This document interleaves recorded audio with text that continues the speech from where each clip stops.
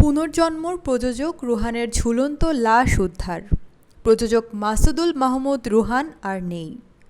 বুধবার রাতে রাজধানীর মোহাম্মদপুরের একটি বাসা থেকে তার ঝুলন্ত লাশ উদ্ধার করা হয়েছে। ধারণা করা হচ্ছে আত্মহত্যা করেছেন তিনি। তথ্যটি নিশ্চিত করেছেন তরুণ নির্মাতা শ্যামল শিশির। জানা গেছে, রাত আনুমানিক 1:30টার দিকে রুহানের নিজ রুম থেকে তার লাশ উদ্ধার করা হয়। সিলিং ফ্যানে ঝুলছিল তার লাশ। মূলত সাংসারিক কোলাহলের জেরেই এই ঘটনা।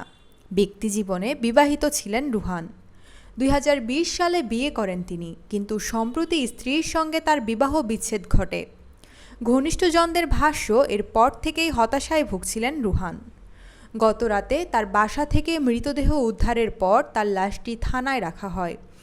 এরপর জানা যায়, তার মৃতদেহ দাফনের জন্য তাকে আজ তার গ্রামের বাড়ি রংপুরে নেওয়া হবে।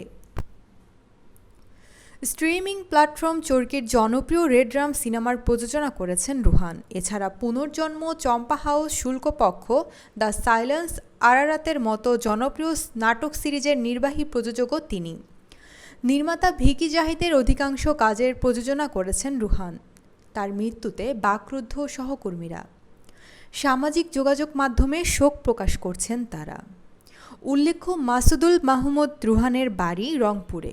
পড়াশোনা করেছেন সেখানকার পুলিশ লাইন্স স্কুল অ্যান্ড কলেজে।